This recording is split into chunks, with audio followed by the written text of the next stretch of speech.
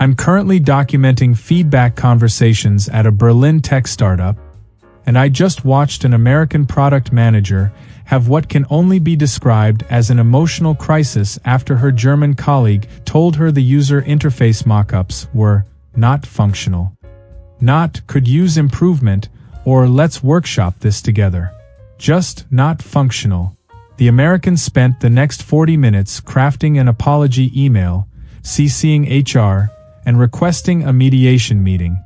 Meanwhile, the German colleague who gave the feedback invited her to lunch and genuinely could not understand why she seemed upset. He thought they'd resolved the UI problem and moved on. She thought she was about to be fired. Both were operating with completely different cultural dictionaries for the same conversation. What makes German directness particularly destabilizing for Americans isn't just the bluntness. It's that Germans have created an entire professional ecosystem where what Americans consider devastating criticism is treated as neutral information. Exchange. In the US, we've built elaborate buffering systems. The compliment sandwich, the I wonder if we might consider, the just thinking out loud here. We signal criticism through tone, hesitation, and strategic compliment. Germans simply state observations. When an American hears, "This is wrong," they hear career-ending judgment. When a German says, "This is wrong," they mean, "This currently contains an error that should be corrected." It's the difference between a moral assessment and a technical specification.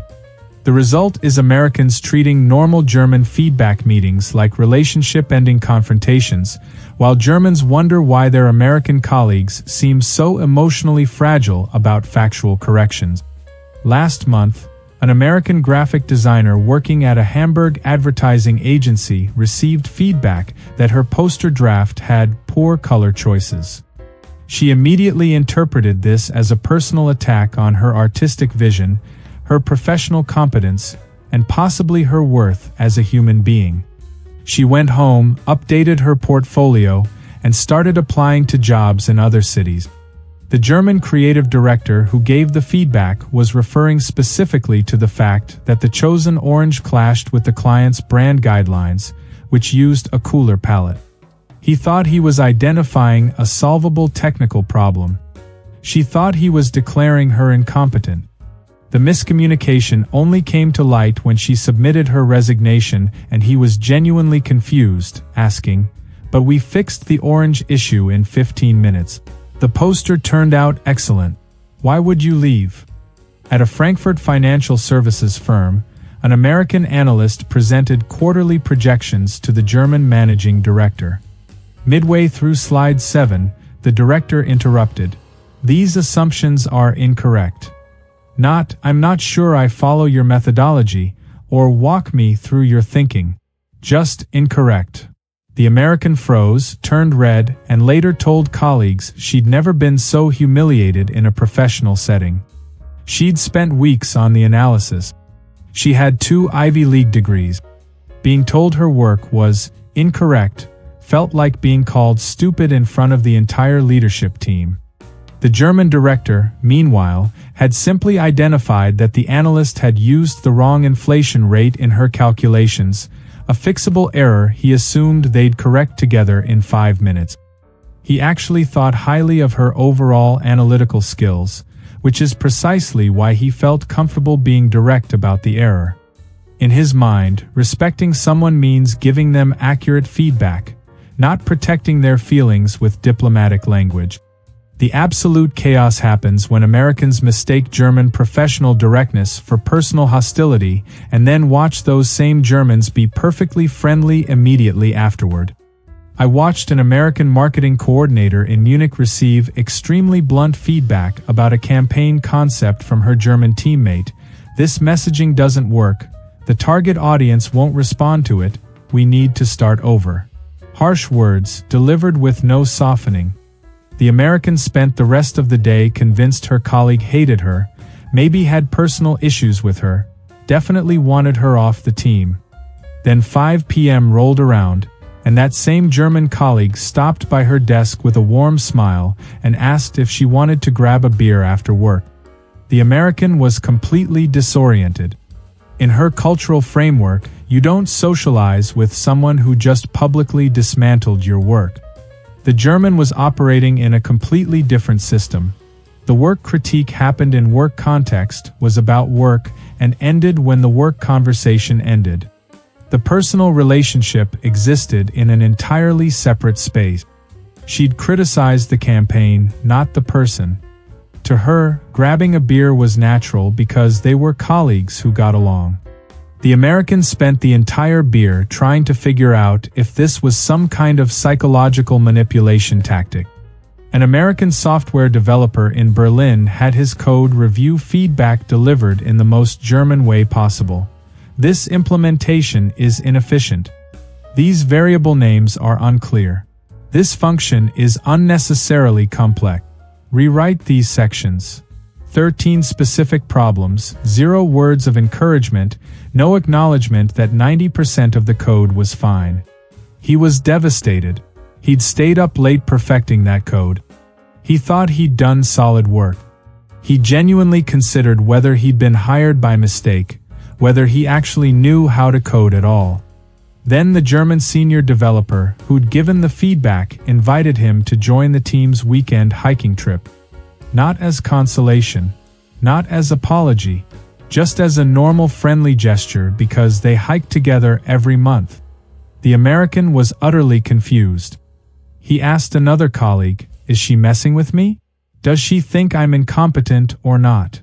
The colleague, also German, looked baffled. "She thinks you're a good developer who wrote code that needed improvements. Those are completely separate things. Why would harsh code review feedback mean she doesn't like you?" A particularly surreal incident happened at a Stuttgart engineering firm where an American project lead received what he considered absolutely brutal feedback in a meeting. His timeline was unrealistic. His resource allocation was poorly planned. His risk assessment was insufficient. He left the meeting genuinely shaken, wondering if he should resign before being fired. 2 hours later, the German department head who delivered all that criticism saw him in the hallway and cheerfully asked him to join the company's soccer team, saying, "We need someone with your energy." The American later told me, "I genuinely thought he was being sarcastic. Like mocking me. It took me 3 weeks to realize he actually just wanted me on the soccer team and saw zero connection between criticizing my project timeline and liking me as a person." The true comedic disasters happen when Americans think they've figured out German directness and attempt to replicate it, only to discover they're doing it completely wrong. An American team lead in Cologne decided to embrace German feedback culture after 6 months of confusion. During her next one-on-one with a direct report, she attempted German-style directness. "Your presentations lack impact and your communication style is unconvincing." She thought she was being appropriately direct. Her German employee looked genuinely hurt and filed a complaint with HR. Turns out German directness has rules. You critique work and specific behaviors, not character traits and general competence. Your last presentation would benefit from fewer slides and more data visualization, is German directness. Your communication style is unconvincing, is just being mean. The American had confused honest with insulting. Her German colleagues explained that directness is about clear, specific, actionable feedback about fixable things, not vague character judgment. She'd somehow managed to be both too direct and not direct enough, direct about the wrong things, vague about the actual problems. At a Dusseldorf consulting firm, an American decided to go German and told a colleague during a meeting that his analysis was lazy and showed poor judgment. He thought he was adapting to local culture. What he actually did was violate every rule of German professional feedback.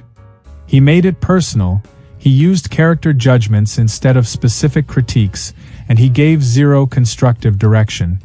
His German colleagues were appalled. One pulled him aside afterward to explain. "We would say this analysis is missing data from Q3 and should include competitor benchmarking. We don't call people lazy. That's not directness. That's unprofessional. The American was baffled. He'd heard Germans be direct constantly. Weren't they always being blunt? His colleague explained the distinction. German directness targets actions and outputs, uses specific observable facts, and focuses on what can be improved. It's almost technical. Personal character attacks disguised as directness are still just personal attacks. One American manager in Hamburg became convinced that German directness meant eliminating all positive feedback entirely. He stopped acknowledging good work, stopped saying thank you, and exclusively pointed out problems. He thought this was cultural adaptation. His German team was confused and demoralized. One finally asked, "Do you think we're doing anything correctly? You never mention it." He explained he was trying to be German about feedback. They explained that Germans absolutely acknowledge good work, they just do it directly too. This code is well structured and efficient, is German positive feedback. It's specific and factual. What Germans skip is the American-style effusive praise, the "you're absolutely incredible, I'm so blessed to work with someone of your caliber" routine. The American had somehow concluded that directness meant only pointing out problems, missing that Germans give direct positive feedback too, just without the emotional inflation Americans add. The most elaborate failure happened when an American executive at a Frankfurt pharmaceutical company decided to implement German feedback style across his entire team by announcing in a meeting, "From now on, we're going direct. No more sugarcoating. If someone's work is bad, we say it's bad." His German colleagues physically cringed. After the meeting, the German HR director had to explain that what he just described wasn't German directness, it was creating a hostile work environment. German directness is culturally embedded, socially calibrated, and operates within understood professional boundaries. You can't just announce "we're going direct now" and expect it to work. It's like announcing "we're switching to Japanese business card etiquette," and then just handing out cards differently without understanding any of the actual cultural context. The HR director spent the next week doing damage control, explaining to confused American team members that no, their boss had not actually implemented German feedback culture. He just invented his own dysfunctional version of it.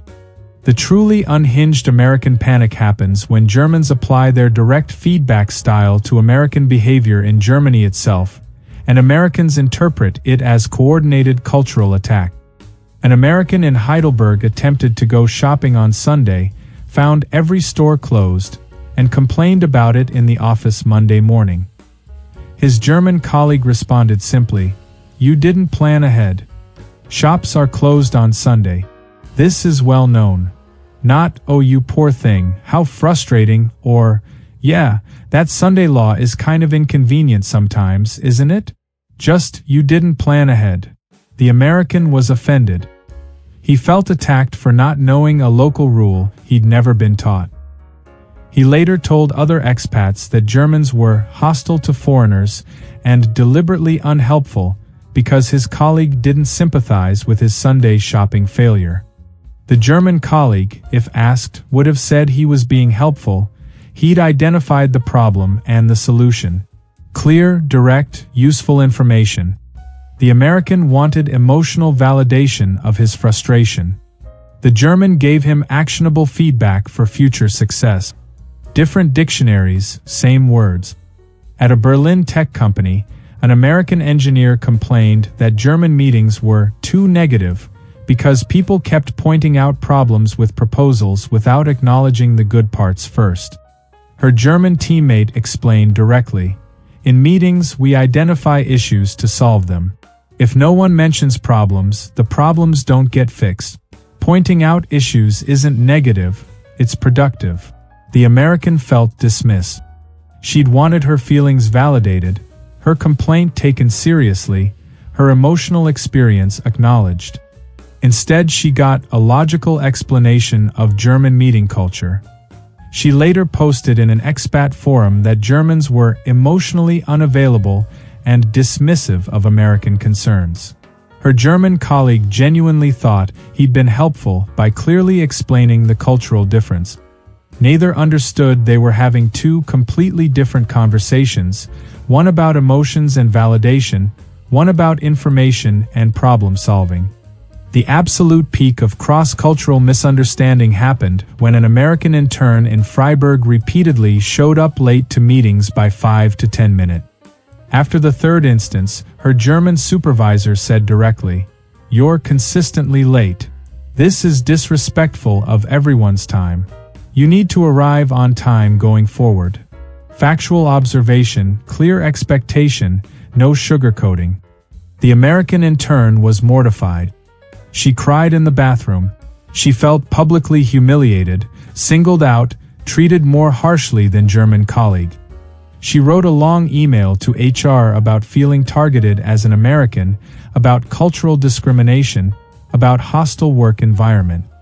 The German supervisor was baffled when HR contacted him. He'd given direct, private feedback about a correctable behavior. In his view, he'd treated her with respect by being honest instead of letting resentment build. He'd done exactly what good German managers do, addressed problems directly and early. The American intern interpreted the same interaction as an aggressive public shaming. HR ended up mediating a 2-hour conversation where both parties slowly realized they'd been using completely different cultural interpretations of the phrase, respectful feedback. The comedy reaches peak absurdity when Americans, unused to receiving direct feedback, create elaborate emotional narratives around straightforward German corrections and then demand that Germans validate those narratives. An American consultant in Stuttgart received feedback from a German client that her presentation slides had too much text and unclear conclusions. Direct, specific, actionable critique. She responded with a 10-minute explanation of why she'd made those design choices, her creative process, her strategic thinking. The German client looked confused and said, "I'm not questioning your intelligence. The slides just need less text and clearer conclusions." She burst into tears. She felt attacked, unappreciated, misunderstood. The German client was deeply uncomfortable. He'd simply identified a formatting issue. The American later told colleagues the client had aggressively criticized her entire professional approach. The German client told his team, "I don't understand American consultants. I pointed out a simple slide problem and she acted like I'd questioned her entire existence." At a Bonn University Research Institute, an American postdoc received feedback from her German advisor. "This literature review is incomplete. You've missed several key papers from 2023. Simple, factual, correctable." The American postdoc sent a 5-paragraph email explaining her research methodology, her time constraints, her data access limitations, defending her work. The German advisor replied, "I understand. Please add the 2023 papers." The postdoc interpreted this as dismissive. She'd poured her heart into that defensive email, explaining her challenges, seeking understanding. He'd given her a 1-sentence task. She wanted emotional processing. He wanted problem solving. She told friends her advisor was cold and unsupportive. He told colleagues his American postdoc was overly sensitive about normal academic feedback.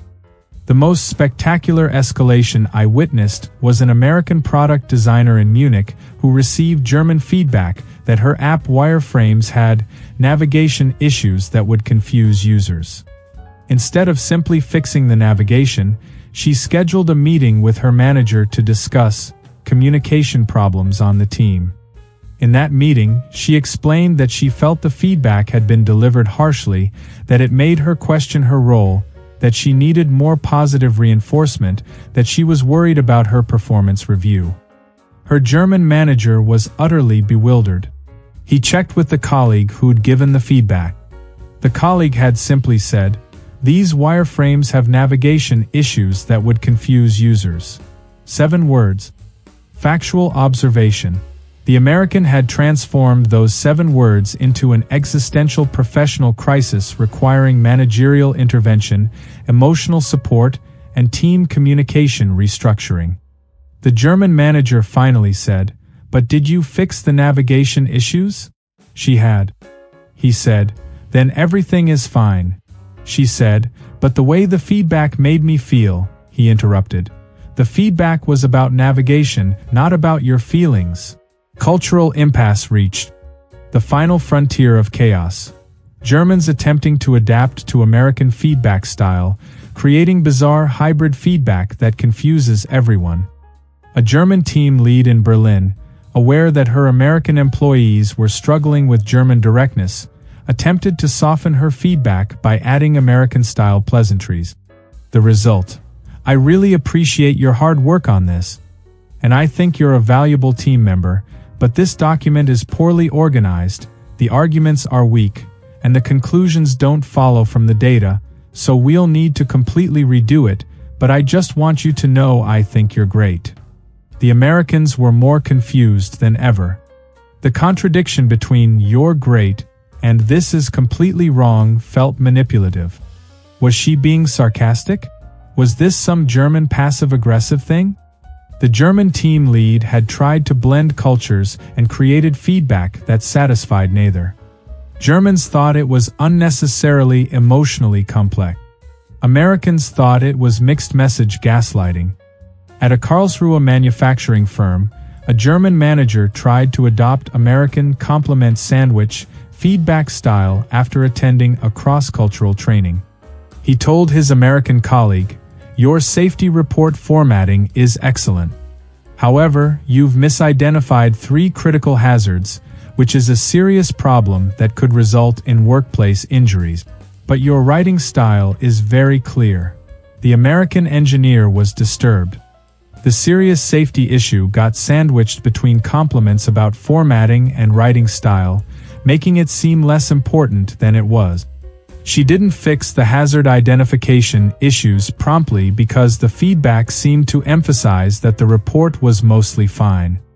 When the German manager followed up urgently about the unfixed hazards, she was surprised. His earlier feedback had seemed mostly positive. He was frustrated that his attempt at American-style diplomatic feedback had obscured his actual serious concern. He abandoned the compliment sandwich forever, telling his team, "I tried your American feedback style. It's inefficient and confusing. We're going back to German directness." The weirdest adaptation happened when a German executive in Frankfurt, working with a mostly American leadership team, started ending every piece of critical feedback with, "But I believe in you." He thought this was American-style emotional support. The Americans found it patronizing and weird. After telling someone their quarterly strategy was fundamentally flawed and needs total revision, adding, "But I believe in you," felt like something you'd say to a child, not a senior executive.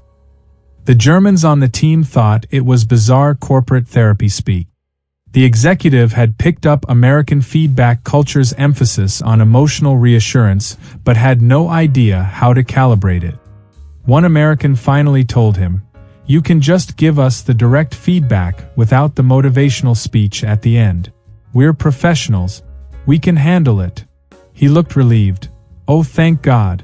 That felt very unnatural.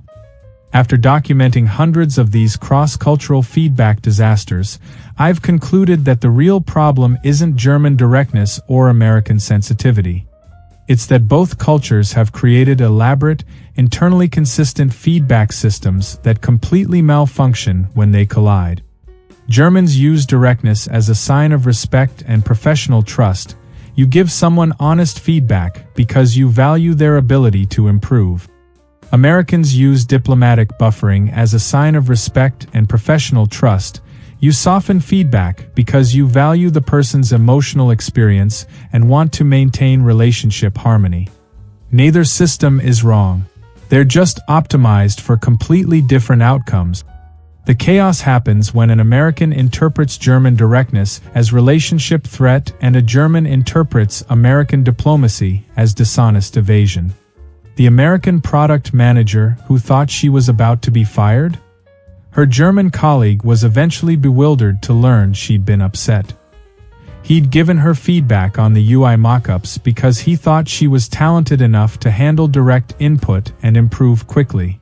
In his mind, giving direct feedback was a compliment. It meant he saw her as a competent professional.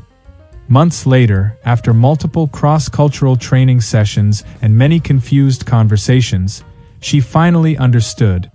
He'd been respecting her by being direct. She'd been terrified because in her cultural context, that kind of directness meant imminent termination. Same words, completely different languages. They eventually learned to decode each other's feedback styles, but the adjustment period involved tears, HR meetings, and at least one resignation letter that never got submitted. Now when he gives her direct feedback, she reminds herself, this is respect, not rejection.